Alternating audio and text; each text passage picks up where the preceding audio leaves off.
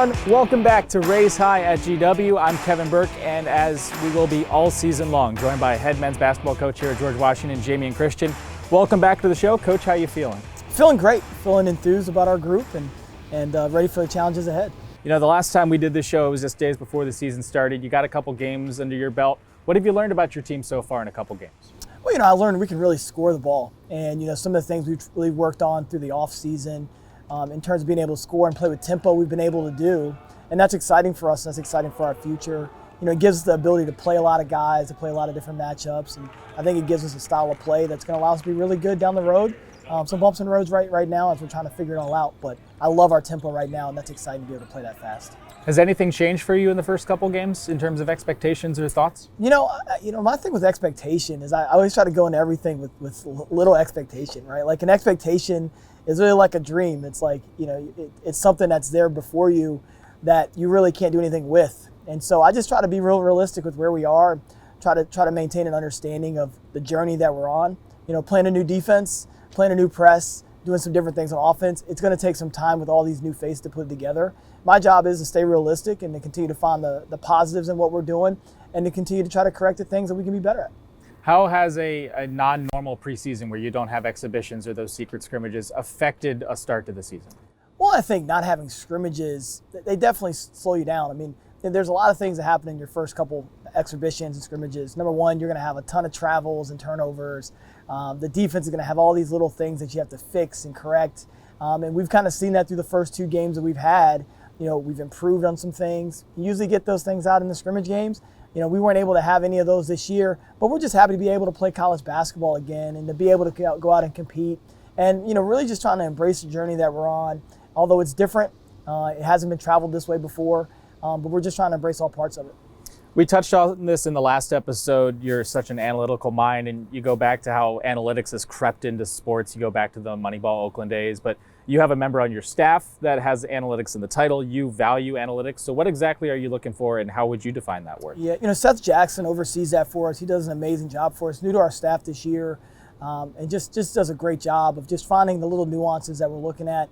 But we've tried to take the analytics to just about every part of our program. So when you look at a defensive possession, I think people typically look at where the shot was taken from and who defensive rebounded it. But we're using analytics in all our positioning to make sure our guys understand the importance of being in the right spots and when and where. And we're using all the analytics in our press game as well to make sure guys are in the right position and they're pressuring the ball in the right places, in the right direction. And we use it in our half-court offense to make sure that we're getting the shot for the person that we want in a position where they can score it and that the timing on the offense is the right way. So, we've really kind of created this almost checklist that we go through for each possession. And it takes time to get guys adjusted to that because it's different. Most fans look at the box score and they'll say, man, they shot 37% from three or whatever. And it's really about how they got to that 37% and where they got it from. And did they get into action that maybe we wanted them to beat us on? So just trying to make sure we're using that in all facets of what we're trying to do. So is there a number or a statistic? You take baseball, there's OPS, there's WAR, there's all these big acronyms. Is there a number or something that you look at that can determine success? Quite simply, I mean, there's a few numbers. Like we look at point per possession, which I think is a really simple one to look at. And because that just tells you, we want to score over 1 point per possession. We want to hold you below 1 point per possession. That's a really simple way for people to understand it. But again, we use it in a lot of ways. Like we use it for our shot quality in our offense, right? I mean, you can make a shot and it could be a 0 on the shot quality, which is bad. And you can miss a shot and it'd be a great shot. We just want to encourage our group to continue to have good offense. And the way you can have good offense is by trying to hunt out the opportunities that allow you to have the most amount of success. Again, it's moving away from the typical box score that is always just so result driven. And again, you could take a bad shot and make it. It doesn't mean you can make that shot consistently, but it's really about creating great offense. So we really look at point per possession, which gives you a good idea. And then we have our different metrics that we kind of look at as well. You would want a whole different looking box score than what you normally get if you could, right? Yeah, essentially I don't even look at the box score after the game. I just look at what we have and what we've created. Again, I mean, there's some things on the old school box score that I think are valuable, but for the most part, I think that's more for fans and media. For what we're trying to look at, we're really trying to look at the process of what it takes to become a great team, the process of what it takes to become a great individual, and that box score doesn't tell us that. It doesn't give us enough information. It doesn't tell us the route that we took to get there. And so, we're really the thing you want to be able to look at. You want to be able to figure out the way a person's thinking. That allows them to have the right kind of reaction and action in place. So the box score we look at is, I really actually spend no time looking at the post box score. Besides when I'm right in front of the media for a second or two, I go right to our internal box score, which gives us a lot of information about what we need to do better and how we can get there. Well, one thing I know you value is getting a lot of three-point opportunities for a wider range of guys. Is it safe to say that pretty much anybody has a green light? Like, we may not see a big guy shoot a three, but does everybody have the green light in the system? So, analytically, when you look at the best three-point shooting teams in the history of college basketball, you really don't want everybody taking them. That's a recipe to have a really low shooting percentage. So what you really want is the top 20% of your roster taking about 80% of your threes, 80 to 90% of your threes. We try to get as close to 100 as possible. So you'll see Maceo Jack, Jamison Battle, you'll see James Bishop, and you'll see Sloan Seymour taking a lot of threes for us. If there's 30 three-pointers taken in a game, we're going to want those guys to take 25 of the 30. And then we're going to let Matthew Morier and Jamion Nelson and some other guys kind of balance out the rest of those numbers.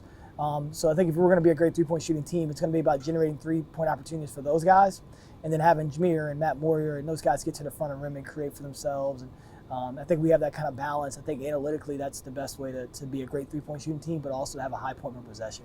And then defensively, you don't want their best players taking those threes. So you're playing a lot of zone this season. How does that affect them? Yeah, I'm enthused about the zone. I think our size and the size we're going to have over the next few years is going to be very, very important. And again, we're working out some kinks of it through the early part of the year, which you can anticipate. But we're going to be able to really get out on these three-point shooters and do a great job there. And that's going to be huge for us. I mean, we want to make 9 or 10 threes a night. We want to hold you to 5 to 6 threes. So we've got to get to that point in the three-point line. We haven't gotten there through the first two opportunities, but I saw a lot of great improvement the other night versus Hampton, where we're moving towards that. And, we just got to continue to keep the main thing. Hampton was at 33% from three through the course of the game, and we had some great stretches of defending the three. So I'm really confident we're going to continue to grow it there. We just got to stick with it, keep learning our lessons, and again, follow the route of how we give up those threes. Will tell us more about the result than anything that we can do through a regular box score. I'm sure we could talk analytics all day, and we will continue to talk analytics all season long here on Race High at GW. But right now, we're going to take a quick break. When we come back, we'll talk about Coach Christian a little bit more and his recruiting philosophy to bring folks here to the world's most powerful city. Stay tuned. We'll be right back.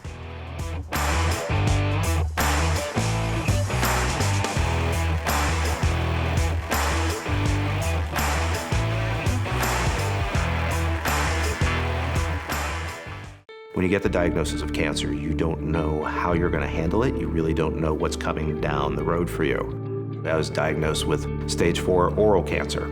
The doctors at GW Hospital were fantastic.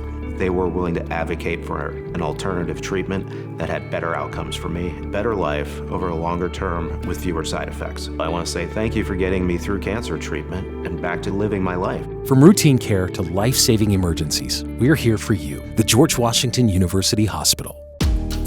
If I can shoot with a mask, you can wear a mask. If I can vault with a mask, you can wear a mask. If I can sail in a mask, you can wear a mask. If I can dunk with a mask, you can wear a mask. If I can do this in a mask, you can wear a mask. For our parents, our grandparents, our neighbors, our healthcare workers, our essential workers, and more. Because we know that wearing a mask saves lives. So wear a mask and raise high. With the great technology at GW Hospital and the great doctors, I am now cancer-free. I was able to see where my mass was with the help of virtual reality technology. The doctor came in saying he removed it all. I feel wonderful. GW Hospital is the best. They truly take care of you. From routine care to life-saving emergencies, we're here for you, the George Washington University Hospital. Hey everyone, welcome back to Race High at GW. We talked last show about Coach's Virginia roots and his love for DMV hoops. Let's take a look at why recruiting locally is so important.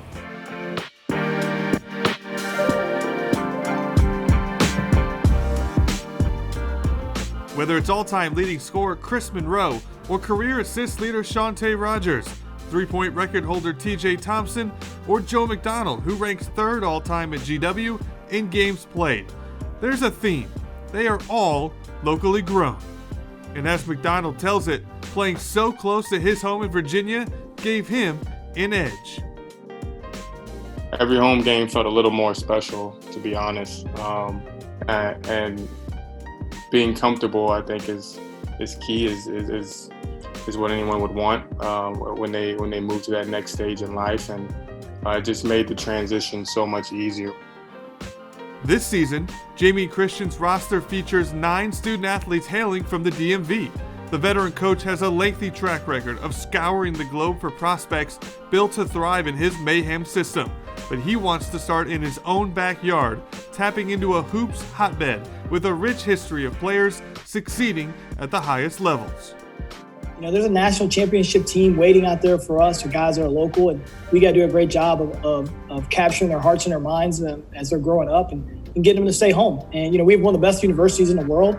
You know, we want these guys staying right here. We want them playing basketball right here and growing our product. And there's no reason that the focus shouldn't start here and then expand outside if we're not able to bring a certain kind of characteristic into our program. Christian's last 2 recruiting classes have been comprised entirely of young men hailing from the district, Maryland, or Virginia, including first years Noel Brown from Leesburg, Virginia, Williamsport, Maryland's Lincoln Ball, and Tyler Brailsford from Ellicott City, Maryland, and Baltimore's Mount St. Joseph High School, where he played with another G-Dub newcomer in LSU transfer James Bishop. A Virginia native, Christian has a deep appreciation for DMV hoops, and he's built strong recruiting ties around the region through his success scouting, signing, and bringing out the best in local players over the past decade. But it goes beyond efforts to recruit just locally. There's also a mission that goes well beyond the court, as the program seeks to connect current student athletes with alumni in the area through the program's mentoring initiative to set up opportunities for life after basketball. And that was one of the reasons why I chose GW, was because not only could I satisfy my needs on a Division I level or my pro aspirations, but I was also satisfy a need as far as my ambition in business and to, you know, get into that community here in DC. That was one of the reasons why I thought DC and GW was a perfect fit. I didn't want to go anywhere. The best high school basketball in the country is right here. And so we want to do a great job of keeping these guys home or bringing these guys back home if they go outside the district before. And that's been a focus of ours from day one here. You know, we're not only selling Washington, D.C., we're selling George Washington, the opportunity that it gives for them. So, you know, we're just trying to do a great job of keeping the best basketball players in the country right here. It's all part of the process. Raised here to stay here and play here, with the ultimate goal of raising a banner for DC.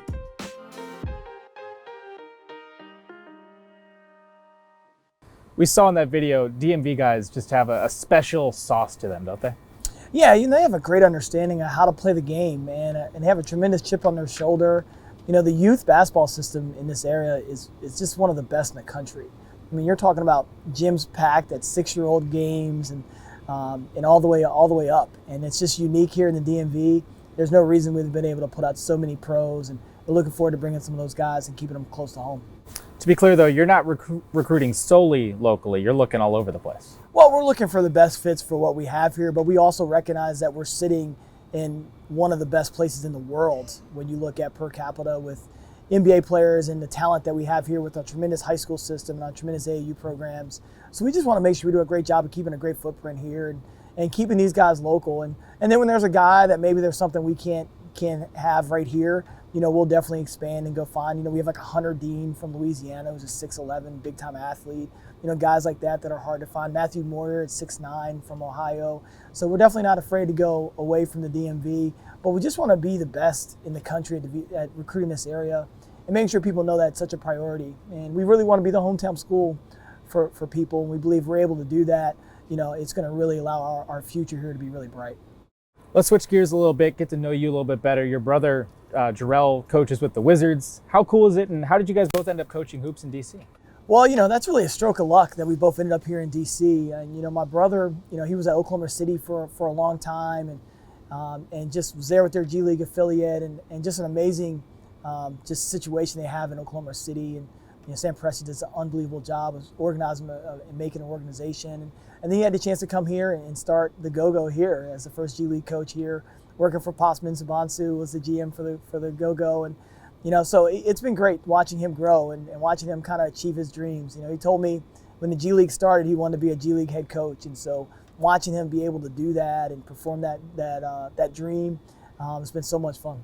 Do you have a chance to really see each other much in non-pandemic times? You know, we do. I mean, we text and talk pretty often, and you know, he watches every game, and I watch every game that he's involved in, and we always have a nice conversation or text convo right after the game.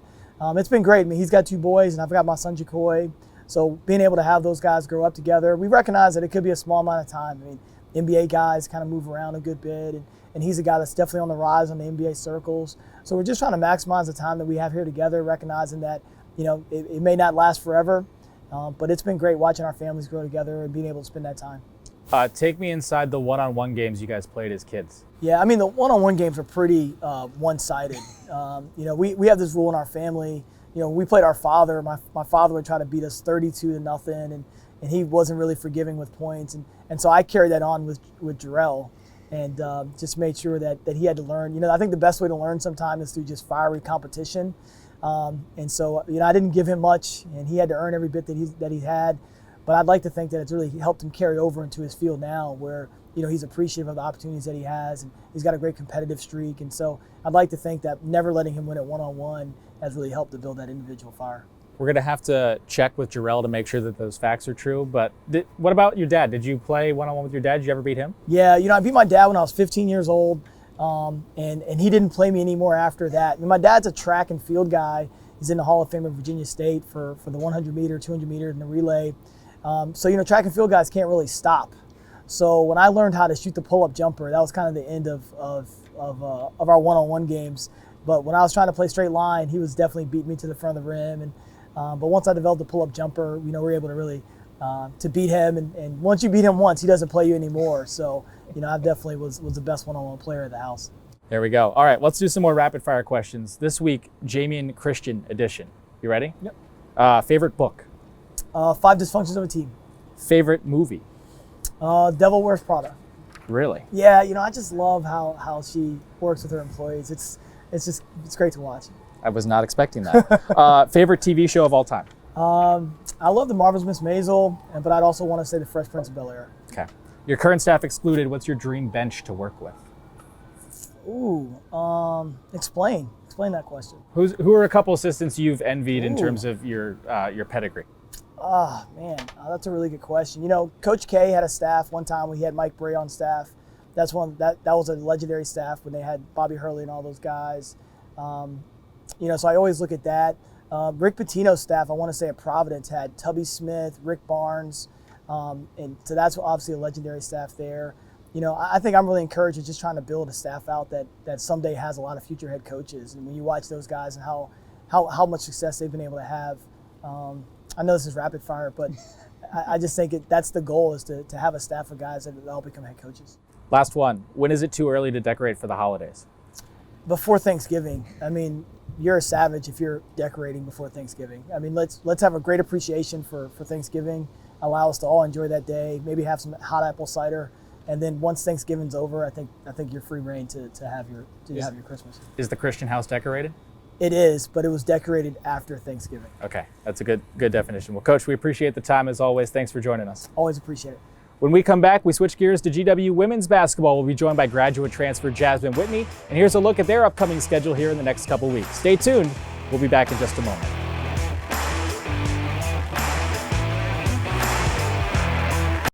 This year, GW women's basketball is committed to a season of action in its Bigger Than Basketball campaign. Recently, the program sat down with GW Chief of Police James Tate in an open forum about the relationship between police and community. Let's take a look. This summer as a program, we really put an emphasis on educating ourselves with everything that has gone on in 2020 and some shootings and some injustices that have happened. We just really wanted to learn more on both sides to get a better understanding of what they see and also for them to see what we see. I think it was important to get a different perspective. We hear all of our opinions and we see everyone's sides of it, but I thought it was important to hear from Chief Tate and his perspective and his thoughts on everything. For me, I just had a bunch of questions answered. One of them specifically was the use of deadly force. It was nice to hear that they aren't trained to use deadly force all the time, and that should be the last resort. I asked the question about training because without proper training, I feel like people can't perform their jobs. And over the course of 2020 and specifically this summer, I think we saw a lot of instances where a lack of training was present. And so that's why that question was so important to me.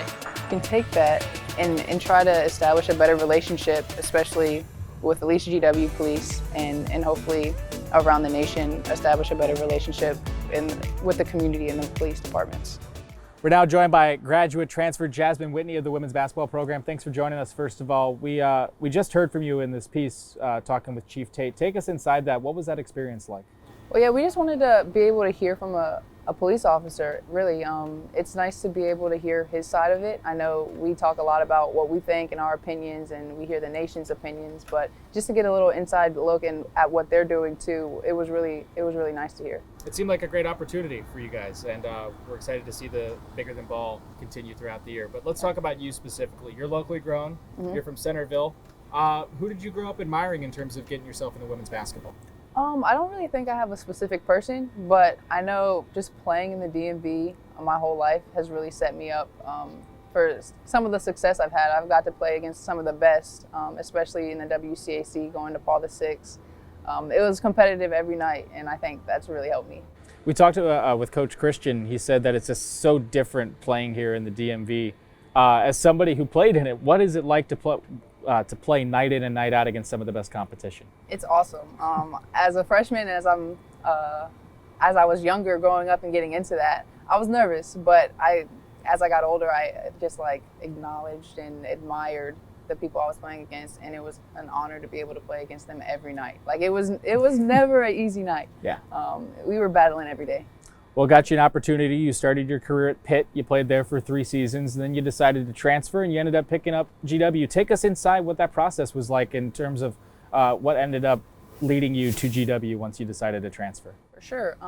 Coach Rosati reached out to me, and ever since the first couple of conversations we had, I just felt her transparency and her realness, and I appreciated that. I was looking for a family atmosphere and people that were going to love me and then also push me to be my best and get my best out of me. So Coach Rosati and the coaching staff is definitely a big part of why I chose GW. You and I were talking, your visit here, when you came here, you were deciding to transfer, you came and visited. What was that like and how did that help?